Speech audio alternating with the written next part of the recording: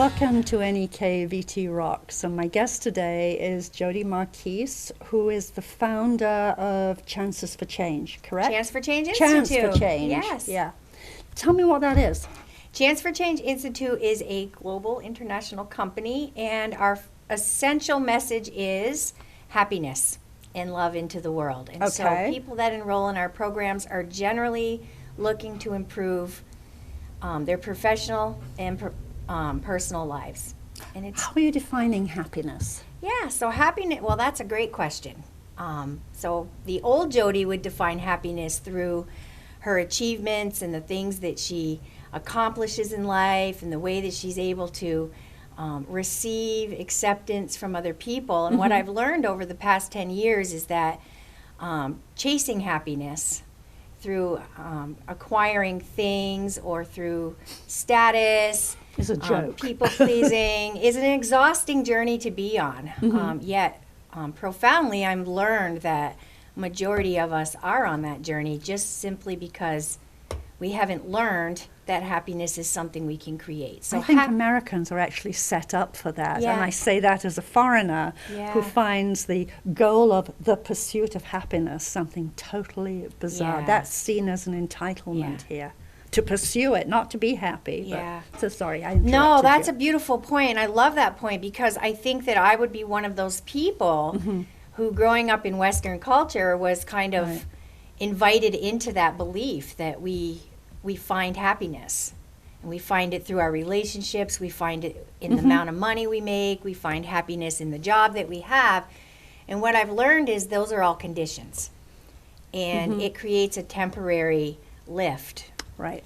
And what's happening in the world is the more people are, I call it earning a living, they're forgetting to live. And when you ask people, are you happy? It's actually a confusing question that people say, well, sometimes I'm happy. And then if I ask a little deeper, well, what makes you happy? They go to the things that I just listed. Right. And so what I'm learning and what I'm here to speak about today in my message is that happiness is not something that's conditional, that is actually a belief that we live in based on the circumstances of our life and the culture and the conditioning we've grown up in, and that we actually create it. It's a physiological way of being, and it's created through our thinking and our feeling. And so the science of happiness, to put it in a fun way, is really... because I'm not a science person, but I've come to understand that knowing the basics of I call it the epigenetics error, because what's happened is, science is really looking at how does our thinking and our feeling create our reality. And so the work that I'm doing in the world right now is inspired by a lady named Marcy Shimoff. And Marcy is three things in the sense of what she does in the world and then why happiness has become such a passion. So number one, Marcy is a very successful author, TV person, and spent a lot of her adult life unhappy. Even though she had a lot of money, she had a lot of success. She grew up in a very happy home with loving family and experienced what she calls existential angst. And wanted to understand why. So she went on a journey with herself to study happiness. And what was produced out of that is a book called Happy for No Reason. And what was presented to the world through that is a project that she created called the Happy for No Reason Certification Trainer Program. And so Marcy's goal is, how do we find people in the world who want to become happiness and to be certified as happy and to be given permission to use this work that she's come up with and go out into the world and just bring happiness to the communities that we live in. So how are you applying this to you? Are you happy? So for me, number one, you can't teach happiness and not become happier. So for me, the miracle has been, as I have become certified in happiness, I've realized that it really is a mindset that we live in, and that there's specific habits that happy people have. And I want to bring it to this local community first, and then to the world second, in the sense of a membership. You are from this I community, am. right? I grew up in the Northeast Kingdom of Vermont. I Okay, did. in Newport? In Newport Center, on a farm. Okay. Yeah. Briefly, I moved away for 13 years. I lived in Chittenden County. I was a very unhappy person with a very happy face. I was a young mom. I brought some early traumatic experiences into my teenage years and then into my adult, and that trajectory was addiction for me, poverty, in and out of work. I was on and off welfare, and I was actually addicted to violence for many years, and I brought 2 children into that circle. And around 1996, I got really sick. I call it the miracle year for me, because it was really where, for the first time in my life, received some support and realized that, you know what, everything that was happening in my life was normal based on circumstance, but it wasn't a normal way to live. Right. And that there were other options for me. And I became very passionate at that time, as a mom on welfare who was dealing with addiction recovery, was placed in a program called the Lund Home. And my goal there was to volunteer, because being on the state assistance, one of the requirements was to work. Right. Or to do some volunteering. And at that time, I had been in a car accident, and I lost my job as a hairstylist, and I chose to volunteer. And, you know, a happiness key here is that it was the first time in my life where I was inspired to see something greater than myself, which was, wow, kids and families. And wow. And then you moved into the childcare Yeah. world, which is how I understand a lot of people up here know you. Yes, it's true. And so the Lund Home had childcare, and that is where I volunteered. I enrolled in some early care and education courses, and then people started to come into my life that had different perspectives. And I moved home in 1999, and I moved home because I was living in poverty now. I Sure. went from being a hairstylist to being a childcare worker. Right. And I went from earning $35 an hour to $7.20 an hour. Doesn't that tell you something about the philosophy of the world around it us? does. We It value really does. your hairdo much more than we value the care Yes, of we your will kids. pay a lot of money for our hair, and we will skimp on what it costs to provide quality care for our kids. Right. The miracle in that for me, coming back to my community in 1999, was in my heart, I really wanted to create something that honored children and families, not trying to change the culture, but to inspire us all to look at what's possible. And over 15 years, Creative Minds became a nationally accredited program 4 times. We became a model program for our state around comprehensive care, so how to integrate services and supports in a way where families show up, they get what they get, and they don't know who is who and where it's coming from. And then, you know, the grace of the higher powers gave circumstances in 2008 when we went through the global changes. Funding that was in place, the work that had been done started to be taken, dismantled, restructured. And that would have been in 2008, and it was the beginning.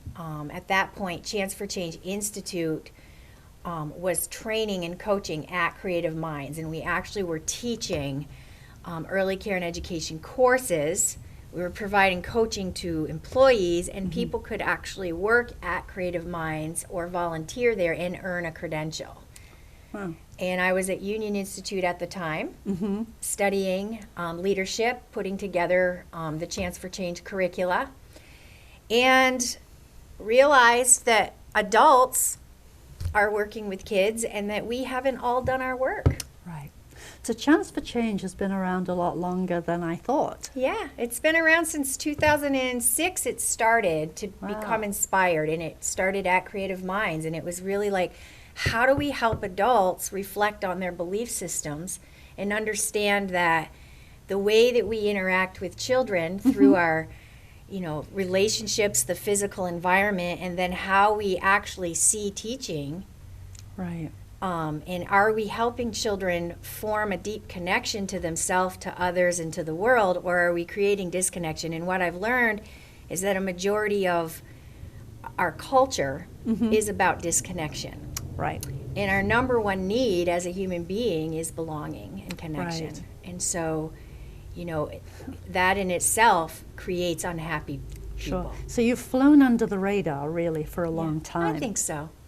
It sounds like Yeah, it. I mean, yeah. people know the name Creative Minds Childcare, but your other organization, I'm sure not many people know. So Yeah. obviously it's not a coincidence. There are no coincidences, but it's not, specifically is not a coincidence that right now when our communities are so polarized that you've come above the radar. True?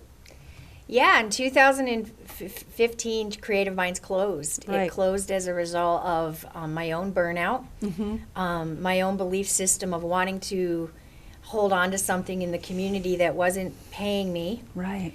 And I sacrificed a lot of my own personal wages, personal time with my family, and then I, closed the program.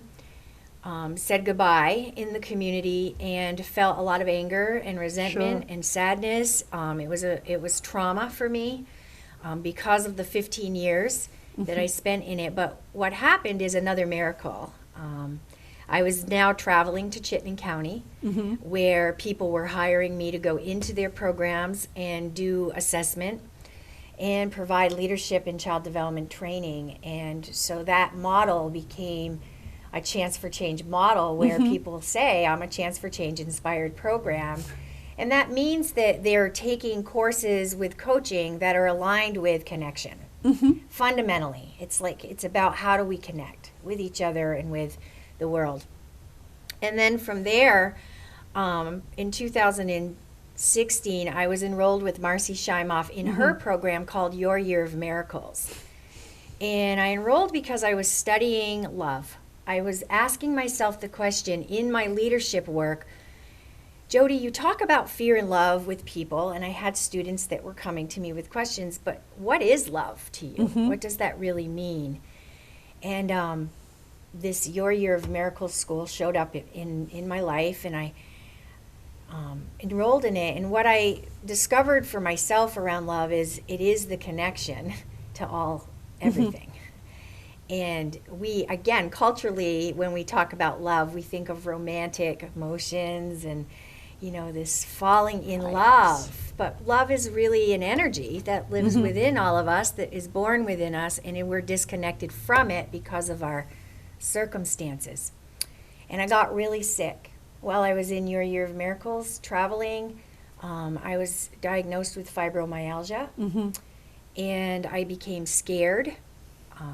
Felt very alone and unhappy. I loved what I was doing, but I just couldn't figure out how not to work so hard, how not to be so tired, how not to be, this bull and jam belief system that we're taught. I grew up on a farm. It's like you get up, you do your chores, you work hard. And if you're complaining, then you're not working hard enough.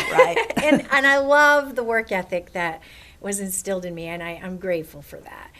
But ultimately, my body shut down, and I had to restructure my life again.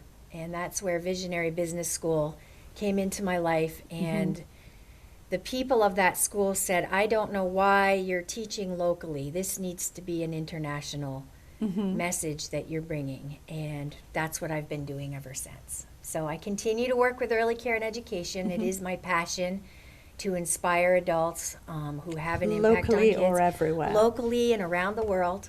I now have an international company. People sign up to take courses online, and I run coaching programs in addition so they can come and get support in group coaching, or they can purchase individual coaching packages.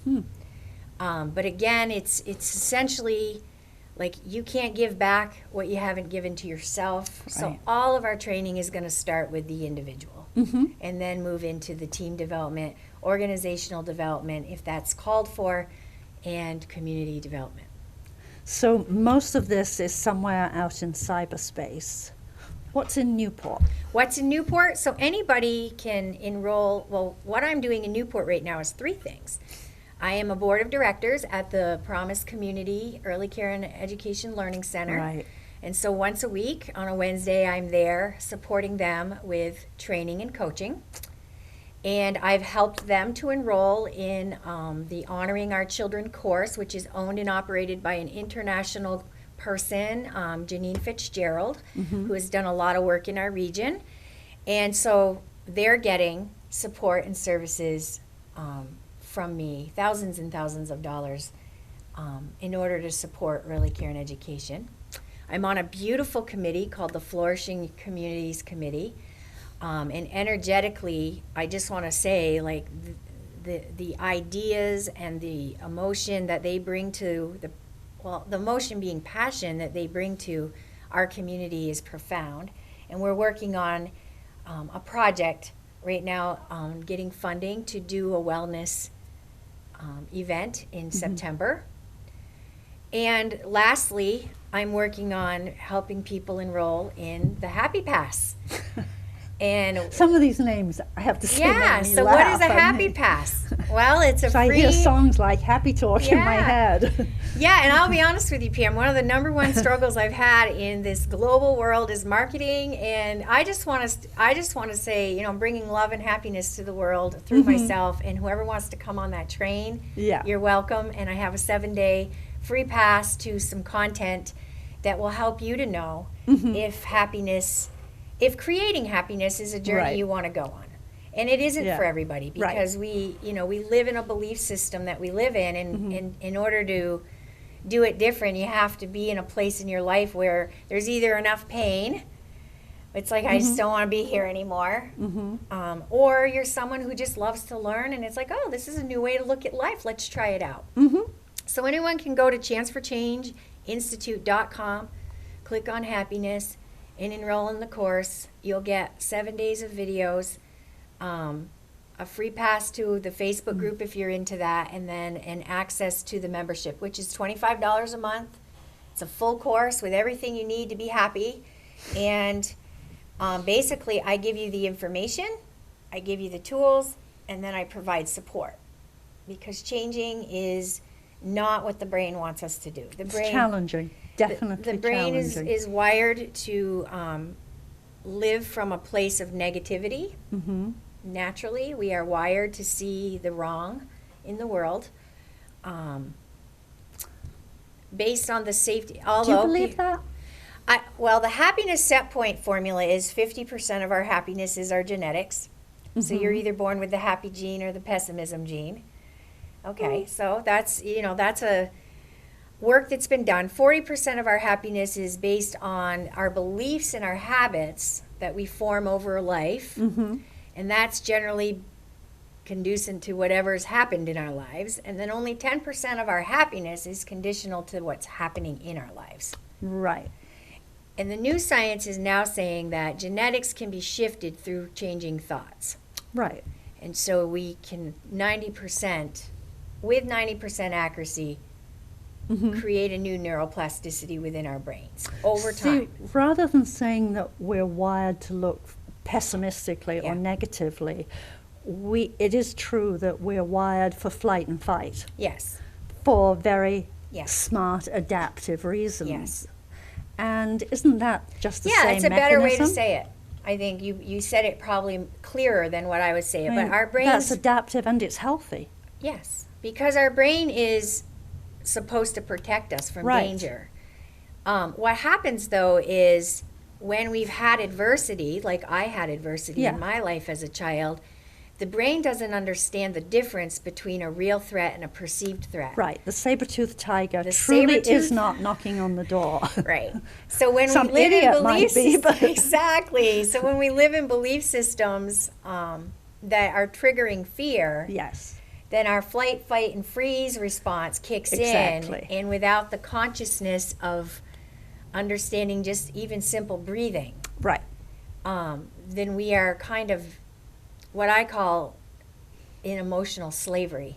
Yes. Like our environment triggers a thought, and our thought triggers an emotion, and then that creates an energy in our body, and then we're either saying something or doing something Right. as a reaction to that, and then we get an outcome. And so happiness created is helping people to question those thoughts, to intentionally and deliberately create emotion of gratitude, emotion of joy. And Creating a change, whether we label it as joy, happiness, or anything else. Making an adjustment might sound nicer to people. I have to admit that the word happiness begins to grate on me a little. Say more. Because it just sounds so phony. The logic of changing state, changing emotional state, makes absolute sense, and that's what all of the stress management, applied psychophysiology programs do. It's when we label it with gratitude or happiness that, certainly for those of us who are not innately American, there's a really Yeah, so response. the highest form of human intelligence, it's the first thing I talk about in our happiness program, is observing without judgment. Right. That everything is given a label in human development. Right. In Western culture especially, we're like categorizing queens and kings and labels. So, really what we want to be doing is just noticing. Right. And becoming without curious. judging. And then making new choices around the shifts. Right. But people require, what I've learned is that people who don't have the consciousness rely on the labels to create a boundary for themselves, so that they can begin to understand the difference between, for example, contracted emotions and expanded emotions. Contracted meaning I'm in stress, expanding meaning I'm in a better state, and how do I stay here? Right. And whether you label that happiness or anything else is a personal choice at that point. And people will, I think, sign up for things based on the trigger of the words. Oh, absolutely. And the value they attach to that. And reality, we all like to feel good. We don't like feeling down, miserable, or whatever other label we choose to put on it. So I'm going to ask you a question. What do you think the hardest thing for people is in learning that happiness is something that's created, or, this state of expansion, if we're looking at just the general energy? What do you think the hardest thing for people is when it comes to the realization, like, oh, I have been circumstantially looking at life from out here, and now I have information saying I can go inward and do some of this work. Tell me in your mind what you think people would be struggling with in our culture. In our culture, in the American American culture I think first. the hardest thing that people would be struggling with is the language around that and their beliefs attached to that language. And that once people can step out of that, then it is possible to make change, and it's desirable to make change if you want to. And that's the hard part. The wanting. Although nobody wants to be miserable. Unless there's a really good payoff for being miserable. And then, So that would be a question, right, that we could pose to people is, if we're looking at it from a sense of energy, and you just think about your day, and you think about the people that you spend time with, the places that you go and spend time, and the things that you spend your time doing, where do you feel expanded in your energy? Meaning there's joy, there's peace, there's well-being. And where do you feel contracted? There's frustration, there's overwhelm, there's anxiety. And then just ask the basic question. Am I in the belief that those things are causing my pain? And that would be the first belief that we would work on. And that makes absolute sense.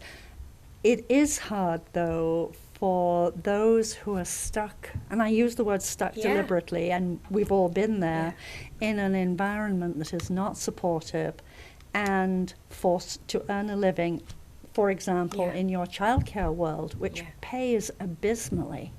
How do you survive, keep a roof over your head, food on the table, take care of your own kids?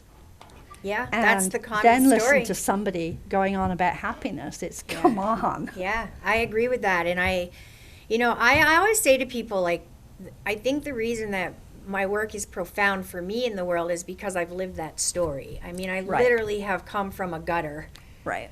to a great life. And I don't really earn any more money. I feel different about the money that I Right. earn. So again, happy for no reason. That physiological shift of internal happiness Right. doesn't require out here to be any different. And people really do struggle with grasping that. So what I say to people is the reason that we have a 7-day pass Right. and a $25 membership is because I firsthand understand what it's like to be in the belief system of Sure. I have no money, Right. I'm not loved enough.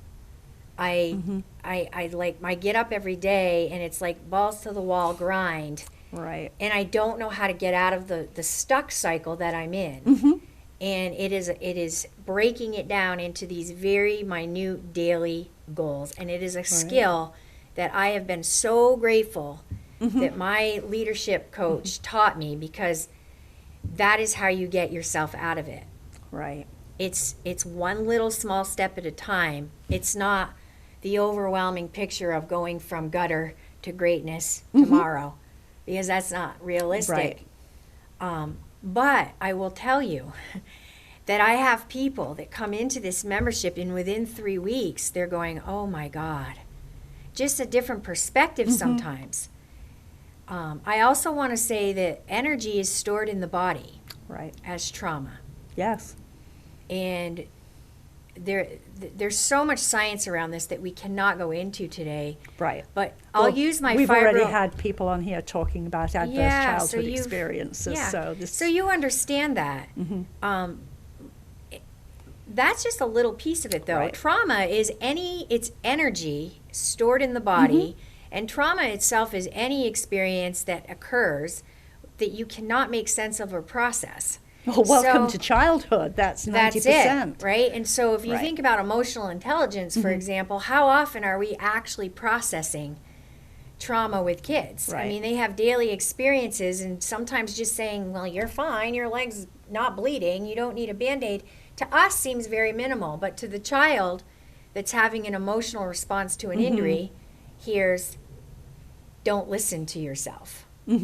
Don't listen to the emotional cues that are Right. going on with you, and then that gets stored as, a memory, and then the child begins to form a belief Right. about asking for help or crying when I'm hurt, Right. and then we're off and running with our Right. disempowering stories.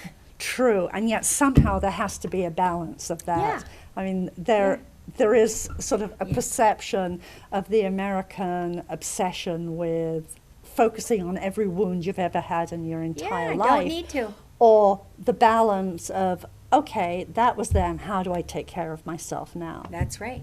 As a matter of fact, I've done some work with, because I've experienced therapy in my life, and I'm not judging therapy.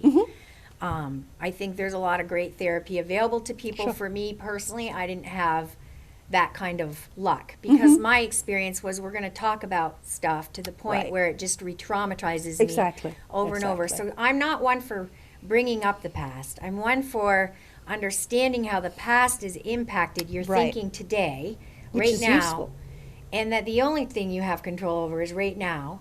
And if you begin to shift what you do right now, you will rewrite your story Right. in the future. And so just for today, what Right. can you find in your life that makes you happy? And go do more of that. And that's useful. In the last few minutes, this goes really fast, as Yeah. you've probably noticed. In the last few minutes, how do people get hold of you if they would like to do that? Sure. I mean, very quickly, you can text me at any time, 802-673-7405. Hi, my name is, and tell me what you need. And right now, that's how I'm choosing to engage with the world. If you go to my website, chanceforchangeinstitute.com, there are a bunch of free things that you can sign up for to just get yourself into Okay. the loop and begin to explore concepts. So for those who have absolutely zero interest or willingness to text, they can go to your website. Go to the website, click on Yeah. click on Happy Yeah. Pass. Smile and laugh about our conversation Sure. today as you think about hearing Happy Pass, Mhm. and take the 7-day free trial and Cool. see how it goes. Or sign up for the morning message. Every day you'll get an inspirational message that just basically says, welcome to your day, and it's going to be a great day, and here's something to think about today. Yeah, And that is something I do for anybody who wants it. yeah. That sort of part of the routine, and I think Yeah. that's a really useful It's thing part of to the do. routine. It's learning to wake up and create happiness in the morning so that the rest of your day flows, because it's about energy. Right. The happiness course teaches people that by changing your energy, you'll change the results in your life. It's Right. a bigger concept, but it works. Yeah, I love the thought for the day things. It's Yeah. something that enhances your coffee in the Yeah, morning, doesn't supersede it. But Yeah, for sure. so your website will be posted at the end of this video Yeah. as well. So Thank you. I thank you appreciate for that. coming. Thank you for having me, and thank you for those that are listening. I'm Yeah. very grateful for the opportunity to talk about what I'm doing in Yeah. the world. It'll be interesting to see where this goes. Yeah. Thank you. Thanks.